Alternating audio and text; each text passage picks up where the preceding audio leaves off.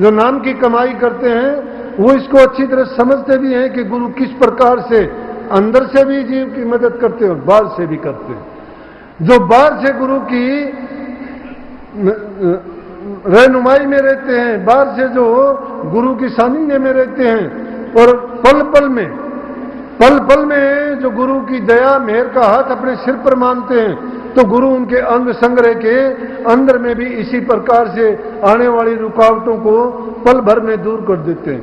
चाहे मौलाना रूम को देखो, कबीर साहब को देखो, नानक साहब को देखो, मोहम्मद साहब को देखो, उनके साहित्य को पढ़ के देखो, चाहे अपने पुराण और वेदों को टटोल के देखो, अंजिल बाइबल को देखो, सब में ये बात आपको निश्चित रूप से मिलेगी कि इस मार्ग में जो कोई अकेला चलता है वो भटक जाता है। इसलिए जरूरी है कि रहबर को साथ लेके चले। रहबर वो है कि जो उस रास्ते को जानने वाला है और उसमें आने वाली रुकावटों को दूर वही कर सकता है। इसलिए गुरु का संग और गुरु का सत्संग जरूरी है और गुरु के बताए हुए जो मार्ग पर चलता है वो निश्चित रूप से अपनी मंजिल को इसी जीवन में निश्चित रूप से पालेगा। संतों का ये वचन है इन जीवों के लिए। तो मैं अब लेके आता हूं आप जानो, लेकिन मैं अपने सच्चे दिल से कहता हूं और मैं बार बार इसी बात को दोहराता भी रहूंगा, कहता रहूंगा, लाखों करोड़ों बार कहूंगा तो भी शायद न्याय नहीं हो पाएगा कि मेरा जितना उपकार गुरु महाराज ने किया, अगर लाखों जन्म भी मुझे लेने पड़े तो भी मैं शायद उनका कर्ज नहीं उतार सकता। क्यों नहीं उतार सकता? कि उस चीज को मैं समझ चुका हूं कि जो जिस चीज के लिए इंसान जीवन लेता है उस चीज को भी मैं जान चुका कि गुरु क्यों जरूरी है जीव के लिए। इसीलिए मैं आपको कहता हूं, नहीं आपको भी नहीं कहता। उससे पहले मैंने कभी नहीं कहा, क्योंकि गुरु के संग में जब आया ही नहीं था। और रही गुरु की बात, जो गुरु को याद रखता है, गुरु उनको देह रूप में जितने काम करता है उससे भी ज्यादा विदेह रूप में करता है। लेकिन करता किन के काम है? ये ना सोच लेना कि संसार के चार पदार्थ किसी को मिल गए या थोड़ा बहुत सुख जिसको मिल गया। प्रेमियों, ये सुख नहीं है, ये दुख है। जिस सुख को आप सुख समझे बैठे हो ये चंद रोज का है, ये तुम्हें फिर जन्म मरण के उलझन में फंसाने वाला है, फिर 84 से बंधने वाला है। बंधन है ये। लेकिन असली सुख, असली संपत्ति और असली खजाना सतगुरु ने तुम्हें सौंपा है, वो अंतर का है, वो नाम का है। नाम की कमाई जो करेगा अंदर का, जिसको एक बार अनुभव हो जाएगा, वो ज्ञान चक्षु खुल जाएगा, जिसको वो अपने आत्म तत्व को जगा लेगा, पा लेगा, तो यूं समझो कि उसका आत्म साक्षात्कार हो जाएगा। जिसको आत्म साक्षात्कार हुआ उसका जीवन से सदा के लिए सुख, सागर में कितने भी ठाक के गोते लगाओ उसके हर प्रकार से आनंद ही आनंद है। वो आनंद नाम में है, पदार्थों में नहीं है। दुनिया के जितने पदार्थ हैं ये चाहे शरीर को सुख थोड़ा बहुत दे देंगे, दिन, 2 दिन, महीने, 6 महीने, वर्ष, 5 वर्ष, 10 वर्ष आप देखो। इसीलिए आप कह देते हो ढलती फिरती छाया है, लेकिन संतों की ढलती फिरती छाया नहीं होती। वो तो कहते हैं जैसी पहली लगी ऐसी निभा दे ओढ़, अपनी तो क्या गिने वो 13 पुरुष करोड़।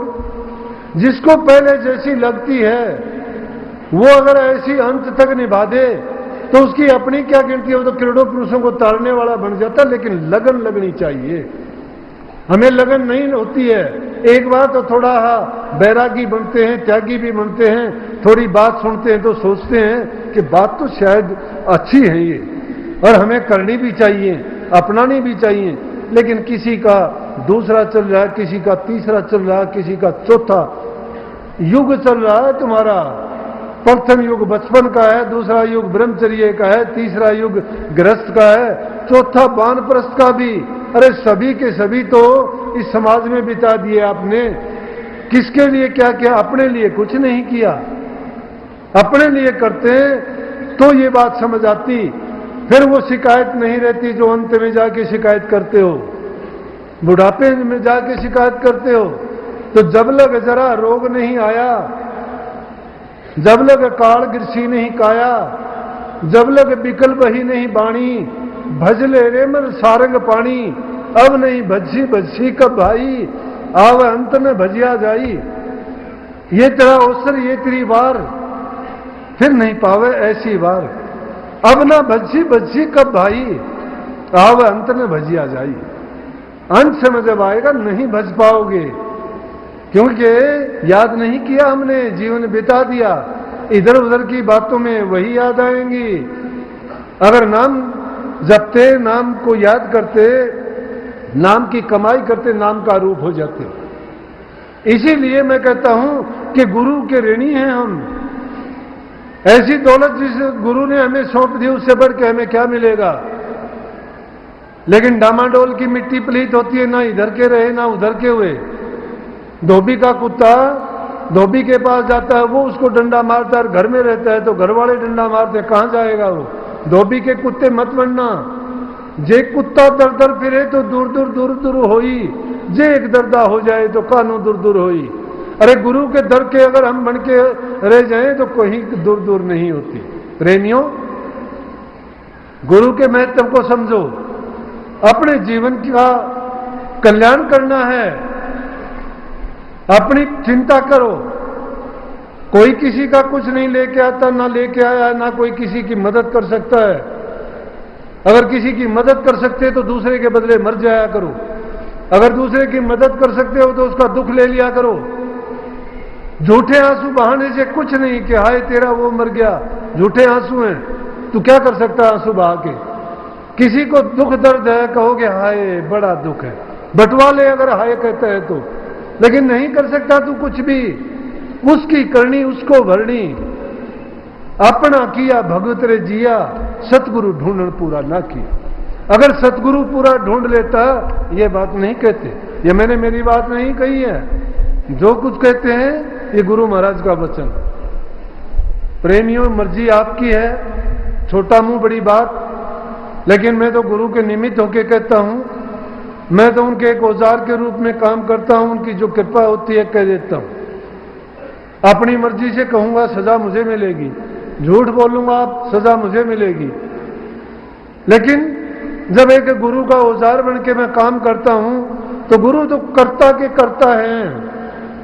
वो तो सब कर्मों के कर्ता, धरता, हरता, भरता सब कुछ हैं। उनको कोई दोष नहीं किसी प्रकार का भी। वो हमारे कल्याणार्थ ऐसे वचनों का फरमान जारी करते हैं।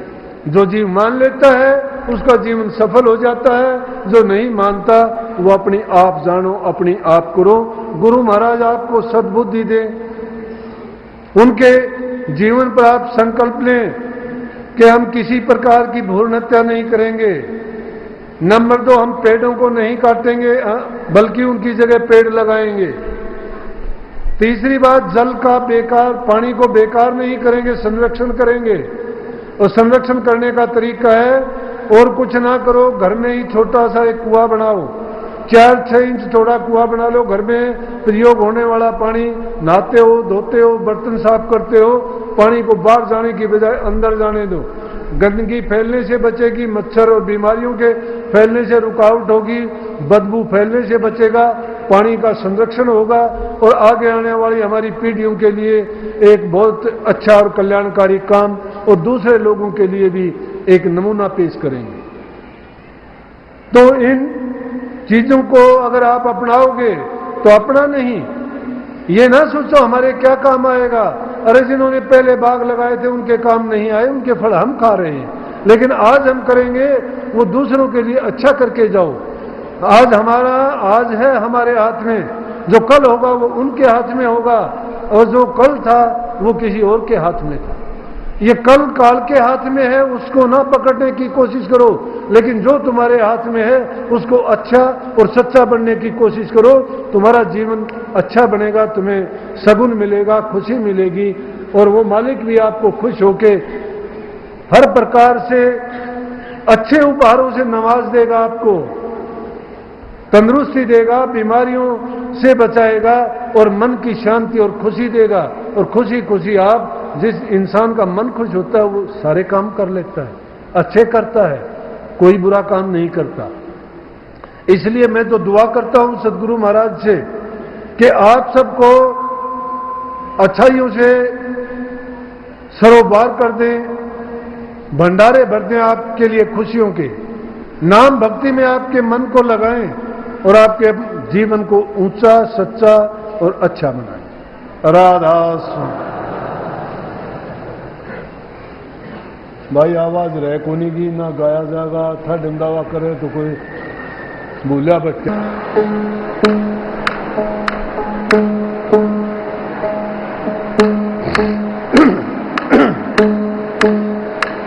राधा स्वामी।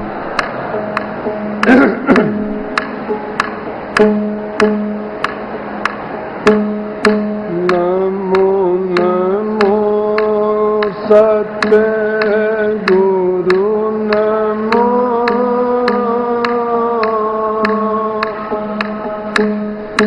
नमने करूंगी हर